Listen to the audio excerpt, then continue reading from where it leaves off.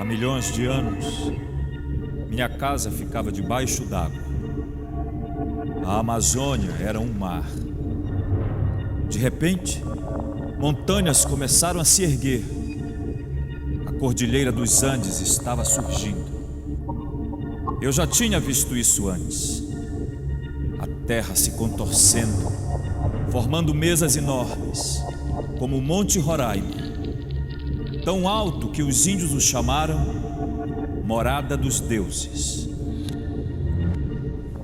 Com a elevação dos Andes, o mar foi sendo encoberto pelas rochas que escorregavam das encostas. O que era uma bacia marinha unindo dois oceanos, tornou-se uma bacia fluvial.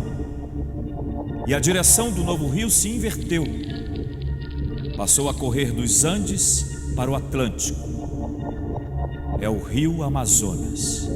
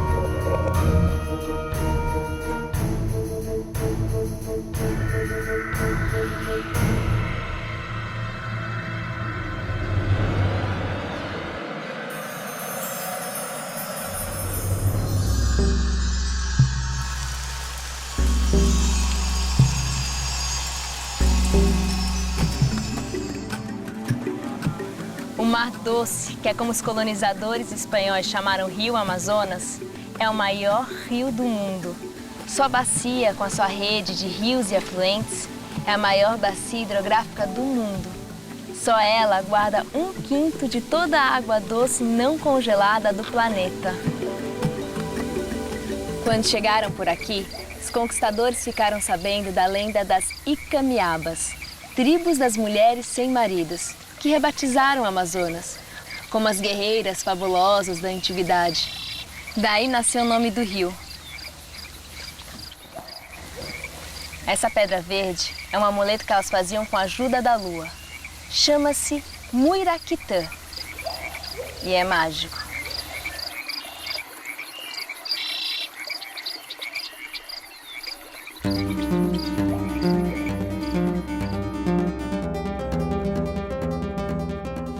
A Amazônia se estende por vários países, mas 2/3 do seu território estão no Brasil. Tudo na Amazônia é gigante.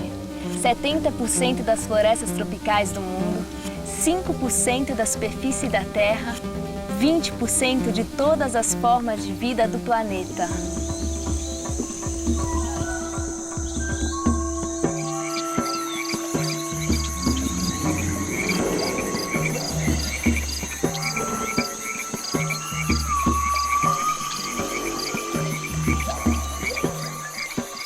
Tanto na flora como na fauna amazônica, você encontra diversos elementos que são similares à flora e fauna africana. Isso remonta à época em que a América do Sul era conectada com a África, algo aí por volta de 200 milhões de anos. No segundo momento, a América do Sul se conecta à América do Norte, através da América Central, isso aí por volta de 6 milhões de anos. Isso permitiu um novo fluxo de biodiversidade da América do Norte para a América do Sul e vice-versa.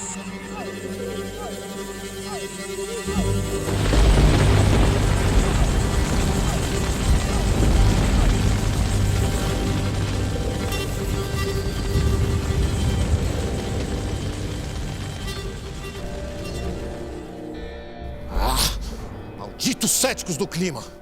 Estão dizendo que a natureza, aquele gigante que eu já não ia com a cara, é ainda mais forte do que parece. E que aquela bagunça que os humanos estão aprontando nem cócegas faz do planeta. Não, pior, dizem que nós, gases de efeito estufa, não estufamos nada. E que não está sequer provado que existe relação entre dióxido de carbono e clima. Então eu te pergunto, Metano, se queimar carbono não produz aquecimento global, qual é a graça? Não tem graça mesmo, Carbono. Também, depois que a vapor foi embora. Ela não foi embora, Metano. Vapor continua sendo o gás de efeito estufa mais importante da atmosfera. Eu não falo de ciência, Carbono, eu falo de amor. Poxa, a vapor me abandonou. Se toca, Metano! O nosso mundo aqui desmoronando e você com esse romantismo infantil.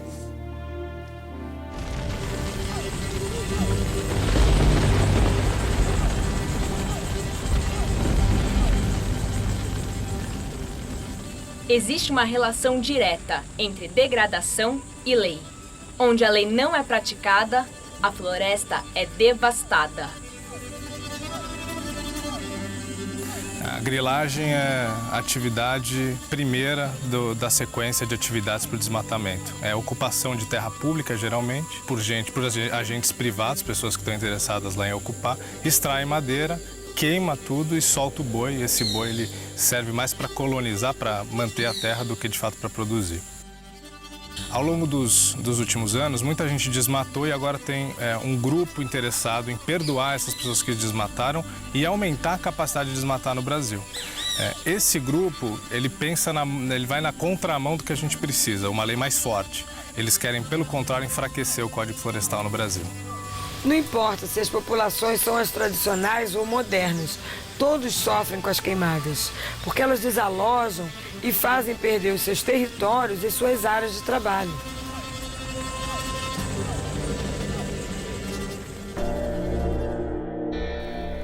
Alto lá! Quem é esse aí? Sou Florestan, o espírito da floresta. Não me reconhece? Não. Por quê? Deveria?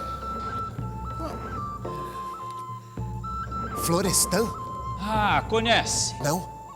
É que eu achei engraçado. Você tem a língua afiada. Como o grande Macunaímã, que criou as árvores, os bichos e os homens. Eu não tenho o menor interesse pelos orgânicos. Eles lá e nós cá. E nós não inclui você, viu, catinguento? Fedidos são os seus irmãos, Iguei e Maanap, quando rolam com você no estrume das capivaras. Peraí, Carbono, ele tá falando que você é irmão dos índios? Eu sei lá do que ele tá falando, Metano. Mas eu sei. Da sua identidade secreta, Macunaímã. Conhece? Já ouvi falar. Tinha superpoderes, era um herói dos índios, podia se transformar em qualquer coisa e, se não gostasse de algo, pedra. Tá aí, parece comigo. Sei. Mas não sou eu. Eu sou o dióxido de carbono, da família dos elementos químicos. E aquele ali é o meu irmão Metano. Tem certeza que você não está disfarçado desse mau elemento que você falou aí? Tem certeza que não se lembra de mim? Eu existo há milhões de anos. Sou o mais antigo dos espíritos da mata. E eu me lembro de tudo. Sorte sua. Tua mãe não te ensinou modos, menino? Pois muito bem. Já que você insiste com essa moleculagem, fique sabendo que eu também conheço os truques de vocês. Eu sei como um se transforma no outro. O fogo faz você, Metano, se transformar em dióxido de carbono e também em vapor d'água. Vapor d'água?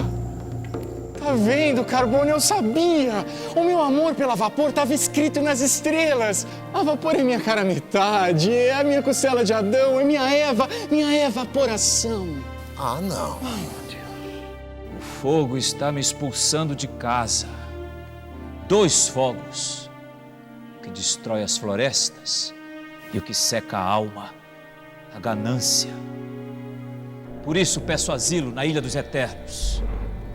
Sou tão antigo quanto o próprio mundo. Também tenho direito a um lugar aqui. Engraçado. Eu nunca tinha pensado nisso aqui como ilha. Muito menos como um asilo, né?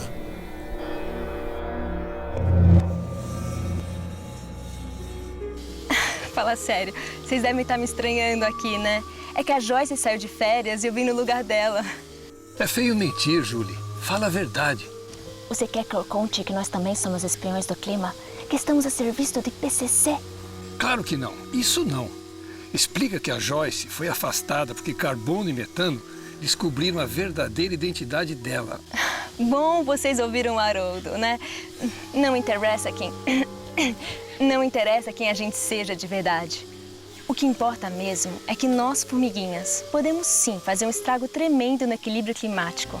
Dependendo do ano, a destruição da floresta responde por até 70% das emissões brasileiras de gases de efeito estufa. Mas as áreas desmatadas geram menos de 0,5% da riqueza nacional. 0,5%. Não é nem 1%. Então precisa separar desenvolvimento e desmatamento. Júlia, imagina um quadrado de terra de 1 quilômetro por 1 quilômetro. Isso é 1 hectare. Nesse 1 hectare, a gente tem de 400 a 600 árvores. E debaixo dessas árvores, nós temos toda a riqueza de fauna, flora, água, carbono, né? Agora, imagina quando ocorre o desmatamento e no lugar dessas 600 árvores, você coloca um boi, que é a produtividade do pecuário na Amazônia. Se você somar 40 bois, isso dá um emprego. Hoje, 2/3 das áreas desmatadas são ocupadas pela pecuária. Precisava de tanta terra? Não precisava. Nós já temos 20% quase da Amazônia desmatada. Isso dá 700 mil quilômetros quadrados.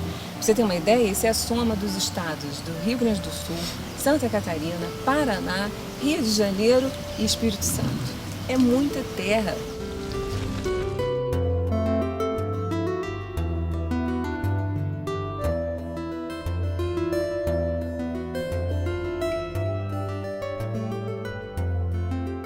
A floresta amazônica fornece serviços ambientais, como, por exemplo, manter a biodiversidade.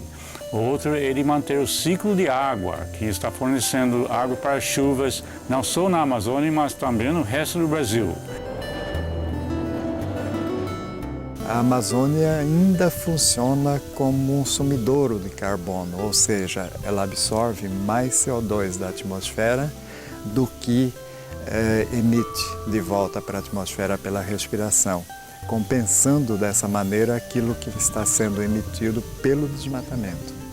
E é muito caro de tentar recuperar a floresta, para recuperar esses serviços, é muito mais barato e muito mais eficaz de manter a floresta que temos. Então, temos que jogar todo o esforço para evitar a perda de mais floresta.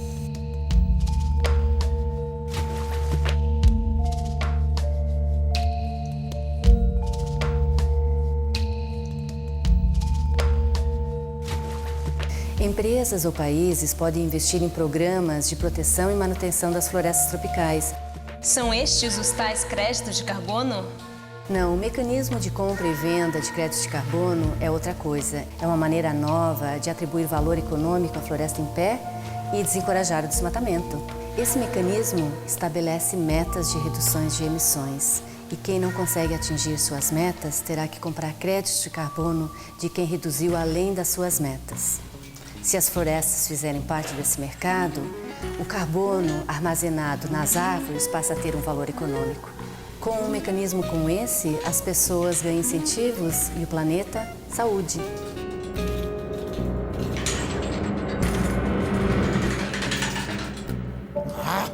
Comprar carbono, vender carbono, fazer maracutaia com carbono. Olha só que ponto chegamos. Para alguns eu não tenho nenhuma importância, para outros virei mercadoria. Pois é, impressionante. Esses humanos só se entendem se colocarem peso e valor nas coisas. Você lembra, Carbono, das 400 partes por milhão que a gente combinou com a Joyce? Sempre tem que ter um número, senão não é nada. Pois é. Em você não botaram preço, né? Medem tudo pelo carbono. Tudo é carbono equivalente. Eu sou a medida de todas as coisas. Nossa, quanta vaidade, mano. Metano, moléculas não têm coração. Ah, se liga, Carbono. Olha só, eu só queria te lembrar, senhor Príncipe Carbono, que o metano tem 20 vezes mais, olha o número, 20 vezes mais poder de estufa. Mais ou menos poder de estufa? Não muda o fato de que ninguém tem o direito de entrar na eternidade desse jeito. Isso é verdade. Aqui não é a casa da mãe Joana, viu, ancião? Não é ancião, é florestan. Florestan, Macunaíma. Escuta, vocês são da mesma tribo? O que foi? Tá me estranhando, mano? Bom, mas se bem que onde tem metano pegando fogo, tem vapor emanando. Carbono, vamos já pra lá. Quem falou que tem gás pegando fogo, hein? Eu também acho que temos que ir pra lá. Só que por outro motivo. Coisas como estas não podem achar que a eternidade é algum tipo de refúgio. Nossas fronteiras não estão abertas. Contramestre Metano, apostos. Expedição Amazônia. Almirante, pronto pra zarpar!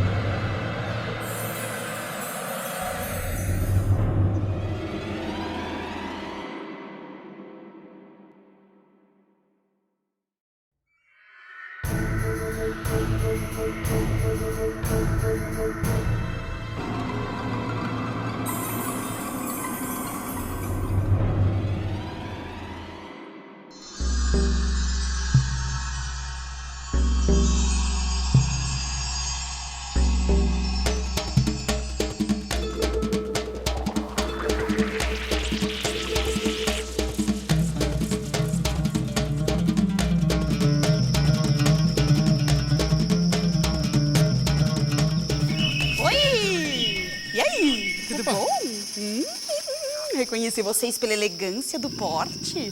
Vocês são moléculas, não são? É. Somos. E você o que é? Eu sou um fungo. Fungo? É.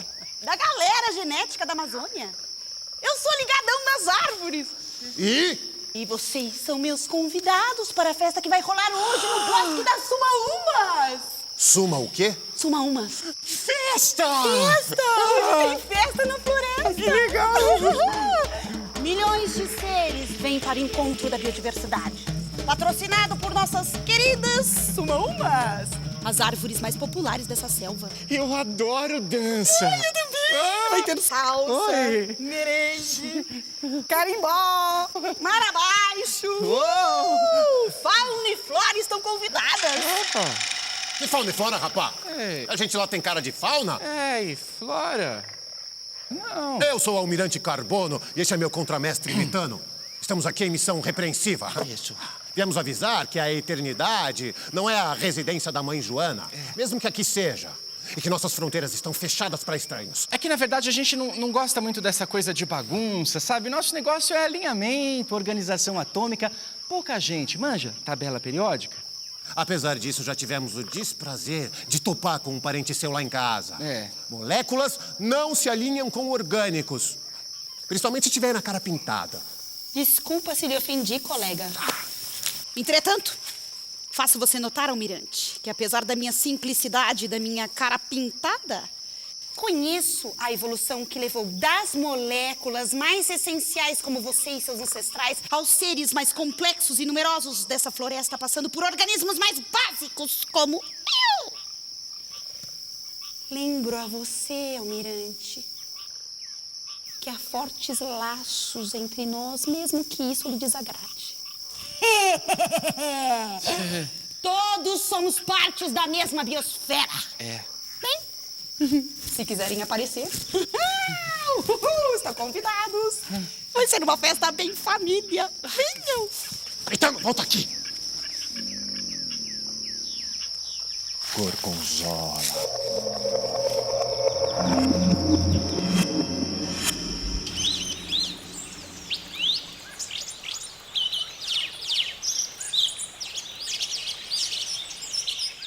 Marlúcia, a Amazônia tem sido chamada de celeiro da biodiversidade do mundo. É verdade?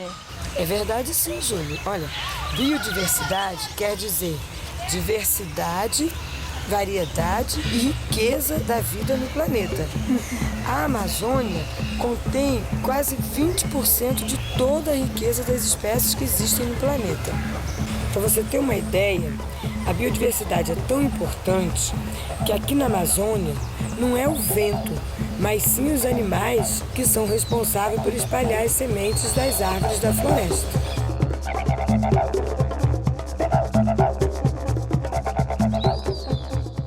Karen, o peixe-boi é um dos bichos mais fofos da Amazônia, não é? Ele é muito fofo, mas é ameaçado e também está quase extinto. É um animal que pertence à ordem dos sirênios, que deu a origem da lenda das sereias por conta da forma de suas caudas, e que em 50 milhões de anos ele nunca teve nenhum predador natural, só o homem, que está levando esse animal à extinção.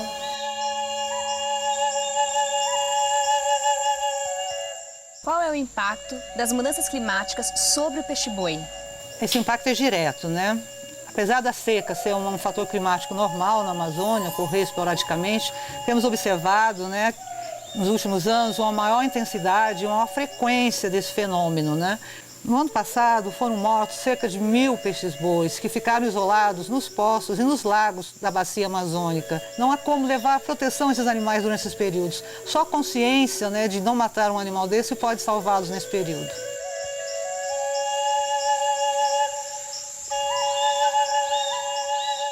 Arnaldo, eu ouvi falar de um pesquisador que apostava na existência real de um animal fabuloso da Amazônia, o mapinguari.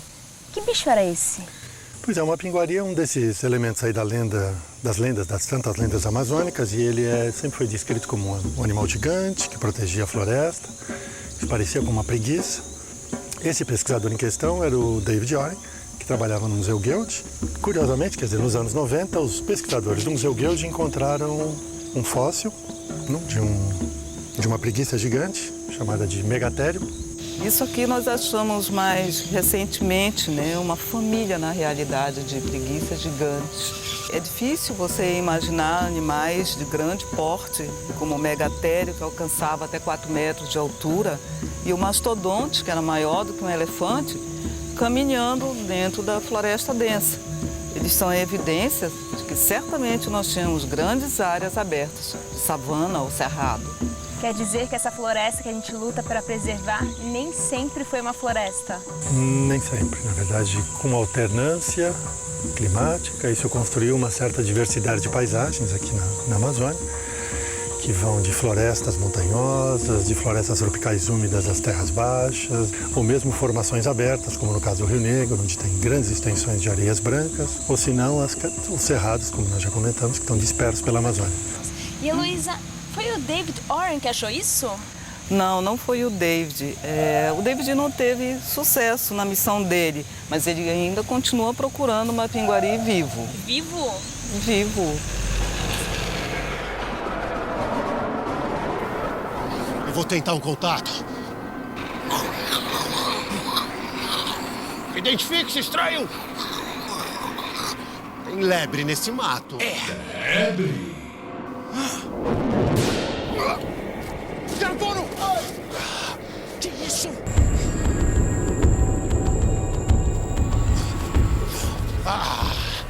Periquito em terra de gigante vira arara mesmo, né? Toma um bico, macacão!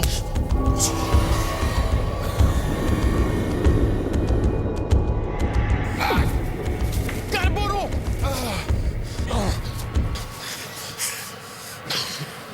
Quem é você, monstro? Sou o Mapinguari, guardião da mata e devorador de humanos. Opa! Já gostei de você, devorador de humanos, Sim, de todos os que atendem a floresta. E vejo em você um agressor. Não é bem assim, rapaz. É como, então? Você não quer colocar toda a floresta abaixo e gerar aquecimento global? Então, quem devo devorar primeiro? Você ou o sol? Metano? Você daria a vida por mim? Você é meu humano, Carbono. E você? Saiba que eu sou 20 vezes mais forte que ele. Não se emocione, molécula. Eu não devoro metano. E acho que nem vou precisar dar conta de seu irmão. A selva vai cuidar dele por mim. Em breve, só restará de você oxigênio. E seu carbono estará preso à floresta como eu. Para sempre.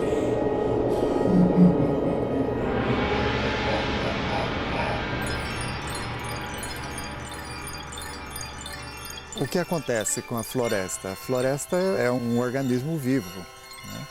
Então, durante o dia, a floresta absorve o gás carbônico que está na atmosfera e tem como sobra dessa reação química o oxigênio, que ela solta para a atmosfera. À noite, como é um ser vivo, como você, como eu, a floresta exala ou emite para a atmosfera uma quantidade maior de CO2. Então, a boa surpresa dos resultados é que a floresta continua crescendo. Ela está funcionando basicamente como um rim. O rim purifica as impurezas do corpo. A floresta está purificando a atmosfera do excesso de CO2 que é produzido pela atividade humana.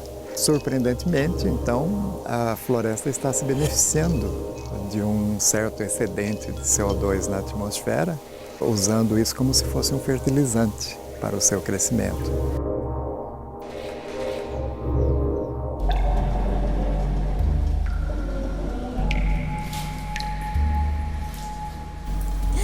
Somos 3 irmãs: vapor, água e gelo. Eu sou a versão densa da vapor, entende? A vapor é evanescente, viajandona. Eu sou muito mais consistente. Então você conhece a vapor? Claro, né, Metano? Ela não acabou de falar que elas são irmãs? Sim, ela já me contou de você, Metano. E sim, tem coelho nesse mato. E ainda tem a gelo. Minha irmã gelada. Bem, eu também sou molécula e adoro brincar como vocês. Brincar? Brincar, sacou? Beijar, ficar, namorar. Não é isso mesmo que produz moléculas? Átomos que se ligam? Você faz isso parecer uma banalidade. A construção de moléculas é um dos processos mais sofisticados do universo. Também acho incrível. É por isso que eu adoro. Por exemplo, tá vendo essa chuva? Sou eu, condensada, agarrada a milhões de aerossóis fofíssimos me derramando de felicidade. Aerossóis? Uns caras que eu conheci.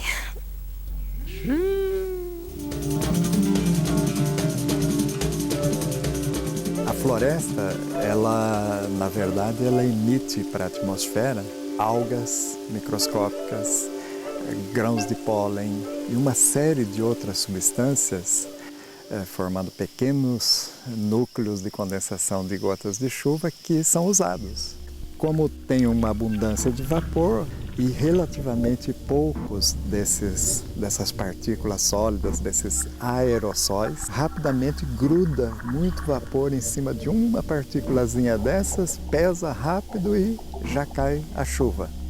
É uma nuvem que fica rasa, não cresce muito em profundidade e a água fica relativamente quente, então uma chuva quente. E isso é uma ilustração muito boa de como os organismos vivos acabam moldando o ambiente de acordo com a sua necessidade.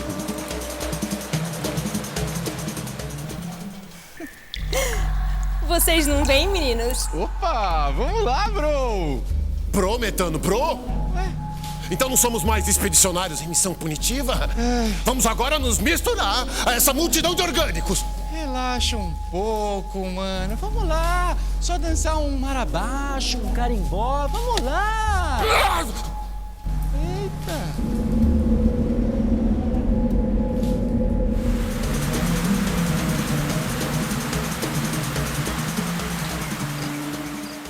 Nossa, Ilândia, que água maravilhosa. Por que ela é vermelha? Porque o CO2 é sequestrado pelas plantas, né, e é armazenado para o seu crescimento, nos galhos, folhas e troncos. Esse material, ele cai e se decompõe formando a liteira, que é um material rico em carbono e matéria orgânica, conferindo assim esta cor como se fosse um chá. Todo esse material é carreado para o igarapé de primeira ordem, de segunda e terceira ordem, como é o caso deste, o igarapé-açu, que irá desaguar no Rio Negro, no Amazonas e no oceano. Estamos aqui no famoso Encontro das Águas. É a confluência do escuro Rio Negro com Barrentos Solimões. Solimões é o outro nome do Amazonas, da fronteira com o Peru até Manaus. O rio Amazonas é totalmente impressionante. Sua largura média é de 12 quilômetros, atingindo frequentemente 60 quilômetros na época da cheia. E na foz é de 320 quilômetros. O rio Amazonas tem mais de 1000 afluentes. O Negro é apenas um deles. E só ele carrega mais água doce que todos os rios da Europa.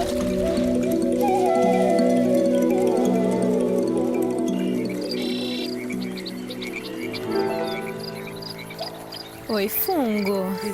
Não vai me apresentar esse seu amigo bonitão aí, não? Bonitão?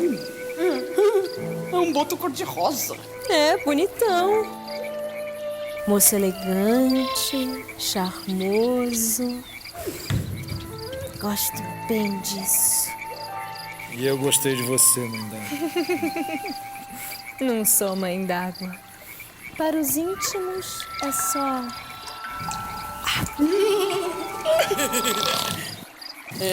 Ih, chega tá sobrando, né, galera?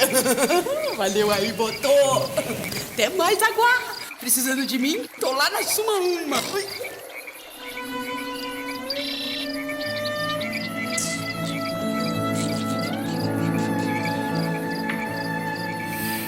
Você nunca tira esse chapéu, moço?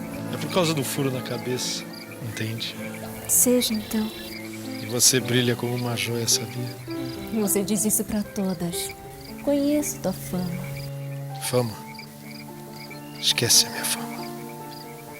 E me leva pro fundo da água. Bem que eu gostaria. Paraense disse que lá no Pará que ele tinha uma prima que ela tinha 3 filhos de boto. Boto? Boto, filho de boto. Eu não acredito muito não, mas ele disse que é verdade. E boto disse que vira gente. Eu nunca vi não, agora ver jogar bola eu já vi no meio do rio. O bicho é sem vergonha, ainda mais o boto vermelho. Eu conheço, parece que eu conheço de algum lugar, né? Como se chama? Água. É água. Não. My name is Julie. Meu nome é Julie. Criança, venham ver a namorada do boto.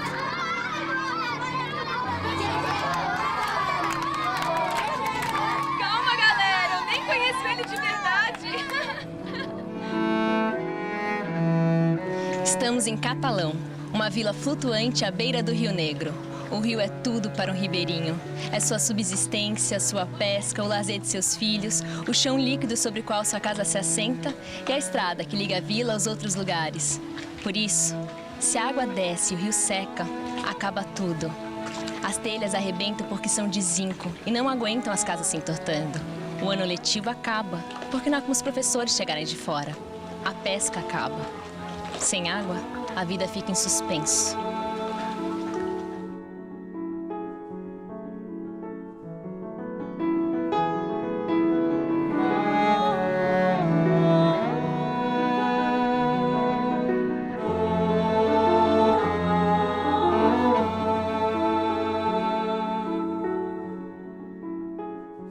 Só tem uma coisa boa que acontece aqui quando a água seca. Reaparece o campo de futebol da Vila de Catalão. Vamos logo, que é bem ali. Vamos lá, seu João! A luta entre o capital natural e o capital monetário é uma disputa desnecessária. Porque quanto mais acesso aos serviços prestados pela floresta, menos dinheiro se precisa para custear artificialmente estes mesmos serviços. Então, não são só os bichinhos e as plantinhas, mas os bichinhos e as plantinhas funcionando e produzindo economia. Os ribeirinhos entendem muito bem isso. Eles têm uma visão muito clara. Os grandes produtores estão começando a perceber isso também. A água e a qualidade do solo já estão se tornando problemas seríssimos para eles.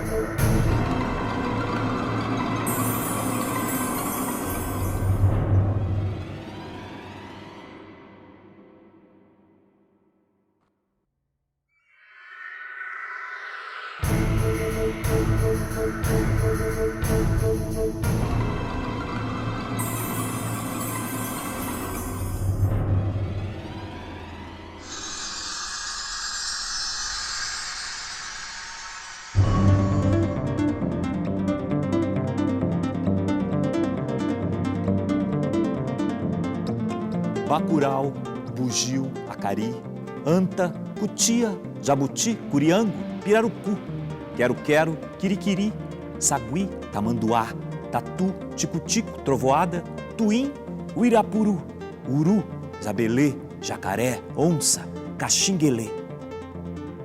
A floresta é um ser vivo. Ela não pode morrer a menos que os homens a destruam.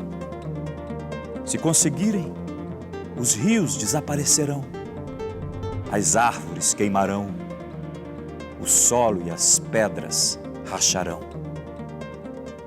A terra se tornará vazia e silenciosa. Todos, animais, índios e brancos, morrerão. E se nenhum espírito da floresta sobreviver para defendê-la, também o céu desabará.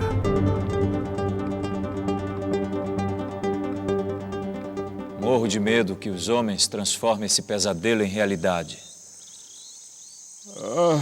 Que preguiça. Mas você acredita mesmo que eles fariam isso, Florestan? Acredito. Infelizmente. Tenho visto desmatamento. Ô, molécula mal educada. Você está dormindo? Não.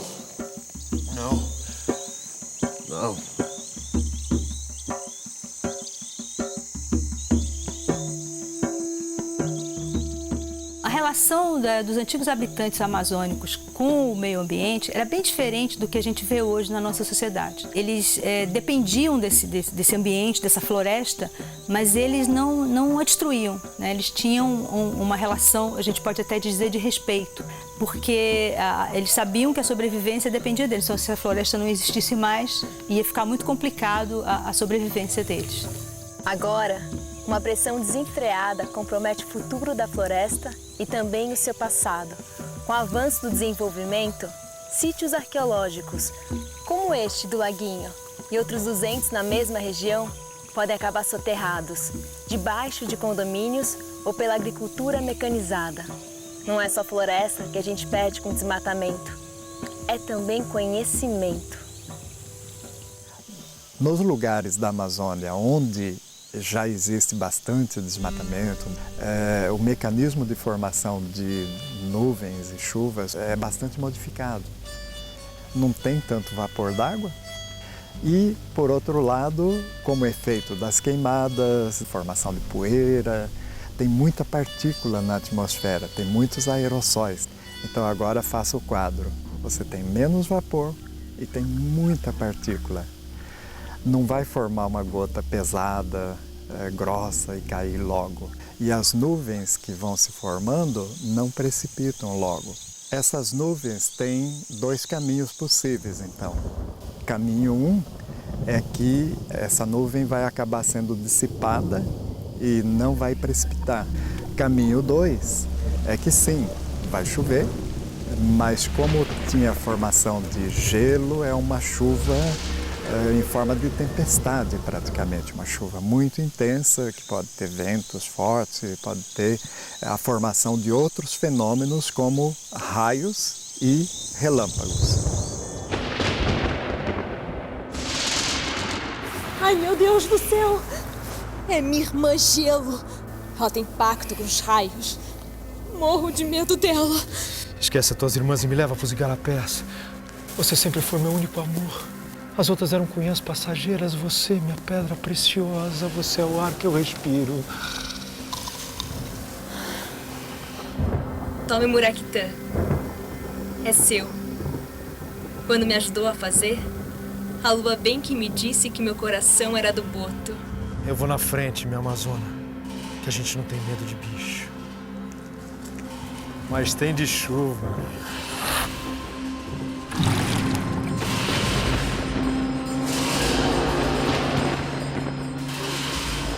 Bom, o que nós queríamos saber é o quanto uma floresta resistia ou resistiria sem água. E o que a gente fez foi uma coisa muito simples. Nós cobrimos com painéis plásticos uma área que é quase do tamanho de um campo de futebol. O que acontece é que depois de 3 anos com essa seca artificial sendo provocada, que é mais ou menos o que vai acontecer no futuro, se nós continuarmos aquecendo o planeta, é que a floresta começou a entrar num processo de degradação. E aí uma das referências que a gente usa é o cerrado. É como se a floresta amazônica, sofrendo cada vez mais esse estresse de água, com a falta de água, ela passasse a ser muito mais próxima do seu bioma irmão, que é o cerrado. A cada hectare que se desmata, aumenta esse perigo. Então, está chegando no limite onde a floresta pode começar a morrer e não ter volta, porque ele está morrendo por conta própria. E caso que a floresta comece a morrer por conta própria, aí sai do controle. Então, esse agrava muito o problema de controlar o aquecimento global.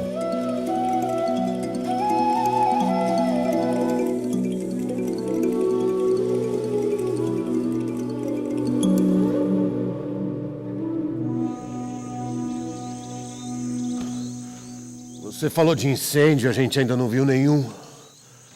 Onde não tem ninguém, ou só índio ou ribeirinho, não tem incêndio mesmo. Foram os recém-chegados que abriram as portas para o fogo.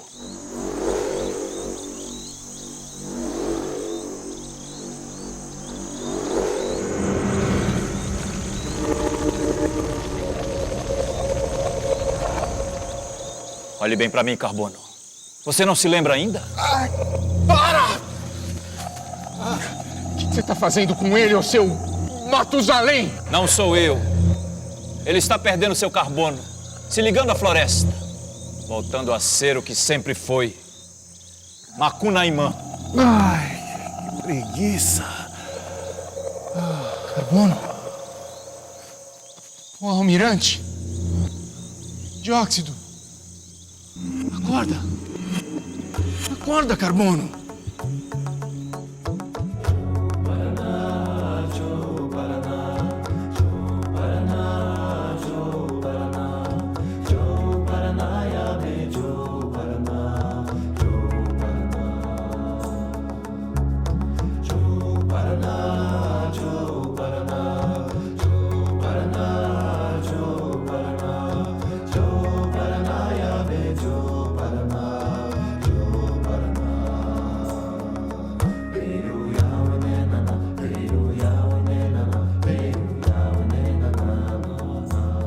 Os amazônicos não são só os povos tradicionais. Também existem pessoas que vieram migrando para a Amazônia 20, 30, 40 anos atrás. E para esses, nós também precisamos dar alternativas econômicas para viver numa região com vocação florestal. O gado, a madeira, o meio ambiente, o desmatamento zero, os povos da floresta, os novos amazônidas. É possível acomodar tudo isso e fazer valer os princípios da sustentabilidade? Você é estrangeiro, Dúlio? Porque nos preocupa muito essa situação das pessoas de fora virem aqui tentar arrumar a forma. Problemas nós sabemos que tem. É necessário, não só possível, concatenar tudo isso, juntar tudo isso. É possível sim, e é necessário. Acho que chegou a hora da gente, inclusive, arrumar essa forma. A gente tem que conseguir conciliar realmente a criação de gado, a pecuária leiteira, a agricultura de ponta. A gente tem que conseguir desenvolver as espécies florestais, ou seja, tudo que a Amazônia oferece para que a gente gere desenvolvimento com sustentabilidade. Os produtos não madeireiros também são uma forma da gente aumentar a economia da floresta.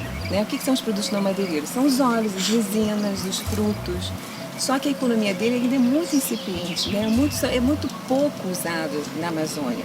E se você incluir ainda o turismo, tudo isso são alternativas econômicas que mantêm a floresta em pé, que é o que a gente quer no final. E retornam, então, com benefícios sociais para a população que vive na floresta e da floresta. Então o Brasil começa a dar sinais de que estamos concluindo um ciclo de destruição, estamos entrando num ciclo mais virtuoso, onde a floresta vai ganhar espaço na paisagem nacional.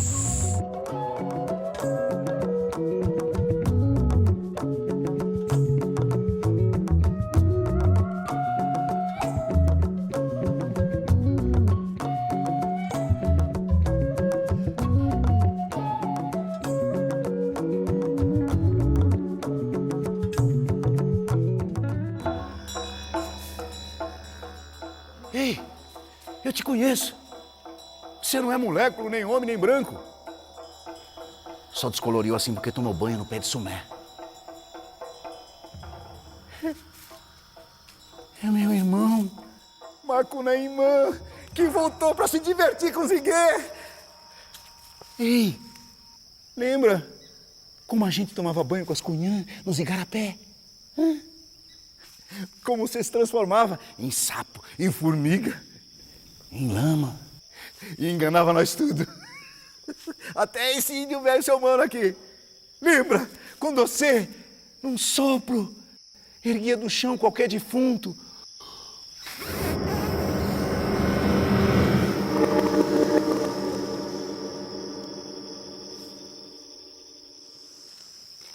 Ziguê.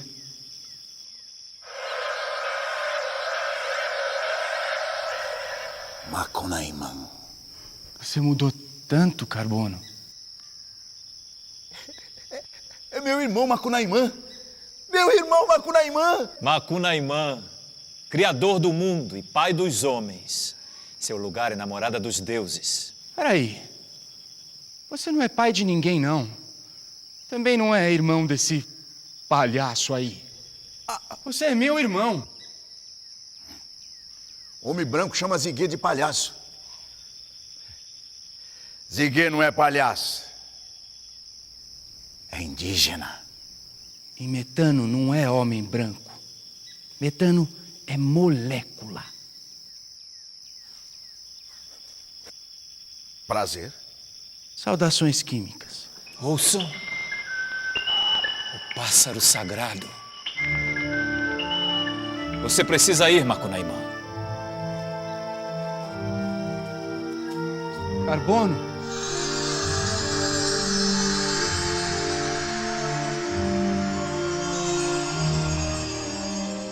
O problema de clima é uma coisa muito complexa, que tem contribuições de muitas partes, inclusive da Amazônia.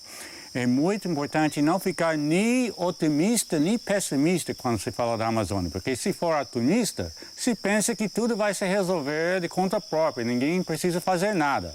E se fica pessimista, também ninguém faz nada porque pensa que está tudo perdido.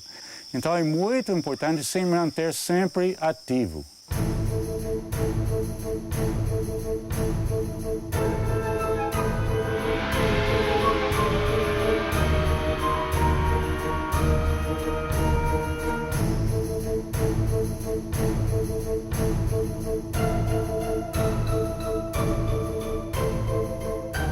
Eu não falei? Você agora também pertence à floresta. Você é um de nós. O que houve comigo, Mapinguari? Você foi transformado, perdeu o seu carbono. Agora você é oxigênio. Macunaímã, o que dá vida.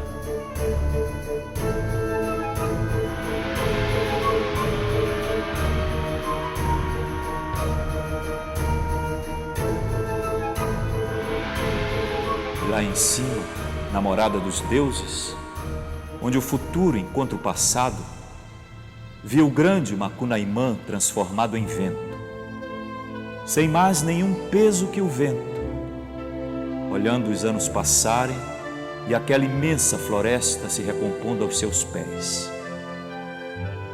Tudo porque a humanidade resolvera dar trégua à natureza. E a natureza retribuíra, devolvendo-lhe ar puro e tempo, muito tempo.